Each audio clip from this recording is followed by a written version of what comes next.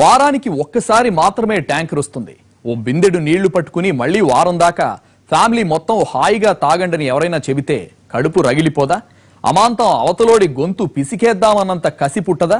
అలాంటి కోపమే వస్తున్నా ఇప్పుడేం చేయలేక అవకాశం కోసం ఎదురు చూస్తున్నారు గుంటూరు ఈస్ట్ నియోజకవర్గ ఓటర్లు. సాక్షాత్తు గుంటూరు టౌన్లోనే పరిస్థితి ఇంత దారుణంగా ఉంటే ఎమ్మెల్యే ఏం చేస్తున్నారు? అధికార పార్టీ ఇన్ఛార్జ్ ఏం చేస్తున్నారు? ప్రజా సమస్యల గురించి పట్టించుకునే తీరిక ఓపిక ఎవరికి లేవా?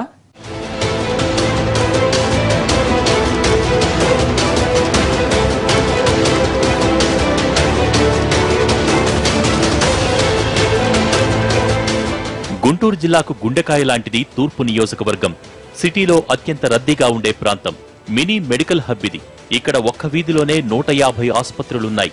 రాష్ట్రం మొత్తానికి పాత వాహనాల స్పేర్ పార్ట్స్ సరఫరా చేసే మాయా బజార్ ఈ పరిధిలోనే ఉంది.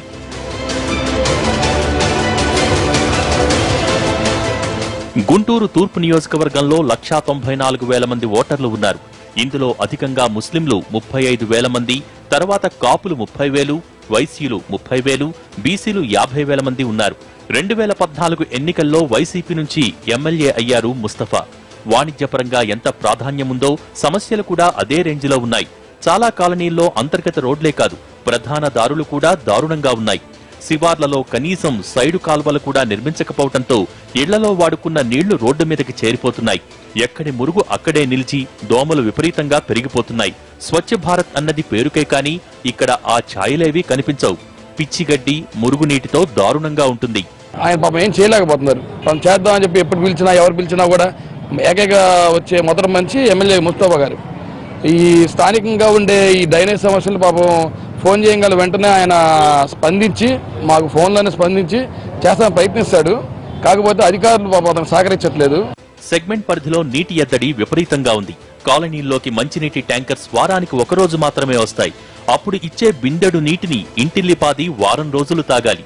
లేదంటే ఎక్కువ ఖర్చు పెట్టి బయట నుంచి క్యాన్స్ కొనుక్కోవాలి. అంత డబ్బు పెట్టి మేము ఎలా కొనుక్కోగలమని ప్రశ్నిస్తున్నారు పేదలు.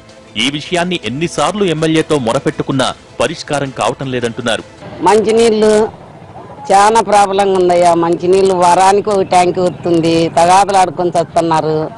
ఇంకా రోడ్లు అయితే అసలు నడవటానికే ఇబ్బందులు పడుతున్నారు.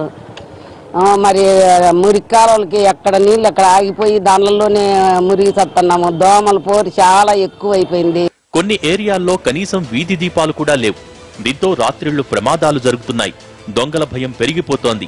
ఎక్కడో మారుమూల ప్రాంతాల్లో ఉన్నట్టుగా సాక్షాత్తు గుంటూరు సిటీలోనే ఇదేం పరిస్థితి అంటున్నారు స్థానికులు. సిఆర్డీఏ పరిధిలోకి వచ్చినా మా గోడు పట్టించుకోరా అంటూ ప్రశ్నిస్తున్నారు.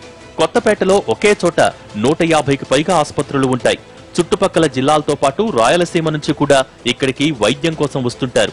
కానీ ఇరుకు రోడ్లు, దారుణమైన డ్రైనేజీ సమస్యలతో రోగులు, వారితో పాటు వచ్చే బంధువులు ఇబ్బంది పడుతున్నారు. చివరికి పేషెంట్స్ కు స్వచ్ఛమైన నీరు కూడా ఇవ్వలేని దుస్థితి. దీంతో హాస్పిటల్ ఖర్చుల కన్నా పై ఖర్చులు పెరిగిపోతున్నాయి. మరి ఎమ్మెల్యే ముస్తఫా గారు వంటంలో గెలిచిన దగ్గర నుంచి ఆయన సొంత డబ్బులతో 45 పాయింట్లు పెట్టించి ఇటువంటి వాటర్ పాయింట్లు ప్రతి రోజుకి 2 సార్లు ఆ వాటర్ ట్యాంక్ ఫుల్ చేసి రోజుకి 1,00,000 లీటర్ల వాటర్లు ప్రజలకు సప్లై చేస్తున్న పరిస్థితి ఉంది. అలా కాకుండా ఆయన సొంత డబ్బులు పెట్టి రోడ్డు ఏమన్నా డ్రమ్ములు ఏర్పాటు చేసి శానిటేషన్ సమస్య బాగు చేద్దామని చూస్తే గవర్నమెంట్ వాళ్ళు ఈయన ప్రతిపక్ష పార్టీ ఎమ్మెల్యే అని చెప్పి ఆ డ్రమ్స్ అవన్నీ తీపిచ్చేసి శానిటేషన్ అంతా గందరగోళం చేసేస్తున్నారు. ఎమ్మెల్యే ముస్తఫా మాత్రం తాను వైసీపీలో ఉన్నందునే నియోజకవర్గ అభివృద్ధికి నిధులు ఇవ్వటం లేదంటున్నారు. గతంలో తనను పార్టీ మారమని ఒత్తిడి చేశారని, తిరస్కరించడంతో కక్షగట్టారని ఆరోపిస్తున్నారు. కొన్ని సందర్భాలలో టీడీపీ నేతలు కనీసం ప్రజలెన్నుకున్న ఎమ్మెల్యేని అన్న గౌరవం కూడా ఇవ్వటం లేదని, సొంత డబ్బులతో కొన్ని చోట్ల వాటర్ ప్యూరిఫైయింగ్ ప్లాంట్స్, పారిశుద్ధ్య కార్యక్రమాలు నిర్వహిస్తున్నానని చెబుతున్నారు. మీకెట్లా ఓట్లేశారు, మాకు అట్లా ఓట్లేశారు. మరి ఓట్లేసి గెలిపించిన తర్వాత మాకు సంబంధించిన వాళ్ళకి నిధులు ఆపటం అనేది, అంటే ఇప్పుడు ఒక ఇన్ఛార్జికి ఇవ్వటం అంటే, నిధులు ఇవ్వటం అంటే మమ్మల్ని అవమానపరచటమో లేకపోతే మమ్మల్ని ఆ విధంగా అనేది తప్పు. అది తప్పుగా నేనైతే భావిస్తాను. మరి ఈ నగర అభివృద్ధి కోసం సంబంధించిందైతే నేనైతే మాత్రం మ్యాక్సిమం నా వంతు నేను కృషి చేశాను. నా నగరం అభివృద్ధి కావాలి, చాలా రోడ్లు వేయించాను, నేనైతే మ్యాక్సిమం చేసుకొచ్చాను అనేది అది నా మనస్సాక్షిగా అయితే నేను చేసుకొచ్చాను. ఇంకా చేయాల్సింది చాలా ఉన్నాయి. ఎవరెంత ఒత్తిడి చేసినా వైసీపీని వీడే ప్రసక్తే లేదంటున్నారు ఎమ్మెల్యే. టీడీపీ వాదన మాత్రం మరోలా ఉంది. నియోజకవర్గ అభివృద్ధి కోసం కోట్ల రూపాయల నిధులు వచ్చేలా తమ వంతు ప్రయత్నం చేస్తున్నామని ఎమ్మెల్యేనే సహకరించడం లేదని అంటున్నారు. పార్టీ మారాలని బలవంతం చేయలేదని, ప్రజలకు మేలు జరిగే పనుల కోసం శాసనసభ్యుడు కలిసి వస్తే తమకు అభ్యంతరం లేదంటున్నారు. ఎంత కలుపుకుపోదామని చూస్తున్నా రాజకీయ కారణాలతో ముస్తఫానే దూరమవుతున్నారన్నది అధికార పార్టీ వెర్షన్. ఎవరు తోచిన పని, ఎవరు సేవ కావాలంటే వాళ్ళు చేస్తారు. మేము ముఖ్యంగా ఇక్కడ ఉన్నది జనాల కోసం సేవ చేయడానికి ఉన్నది. ఎవరి దాంట్లో అలాంటి అబ్జెక్షన్స్ కానీ ఎప్పుడూ ఎక్కడా జరగలేదు. వాళ్లే కొన్ని అభివృద్ధి కార్యక్రమాల్లో అడ్డుపడి శిలాఫలకాలు పగలగొట్టి ఇబ్బంది సృష్టించారు. అయినా సరే మేము ఎక్కడ ఏ అభివృద్ధి కార్యక్రమం ఆగలేదు. ఇవాళ మారుమూల మీరు ఏ ప్రాంతంకి వెళ్ళినా సరే ఇవాళ మీరు రోడ్లు కానివ్వండి, అలాగే వెట్మిక్స్ రోడ్లు ముఖ్యంగా, ఎందుకంటే యూజీడీ జరుగుతుంది కాబట్టి వెట్మిక్స్ రోడ్లకు వెళ్తున్నాం మేము. అలాగే డ్రైనేజ్ సిస్టమ్ ఇవాళ ప్రతి వార్డు చూడండి మీరు, ఎస్టీ కాలనీలో ఇవాళ ఎన్ని చోట్ల మీరు డ్రైనేజీలు కడతా పూర్తయిన డ్రైనేజీలు కూడా మీరు చూడగలుగుతారు.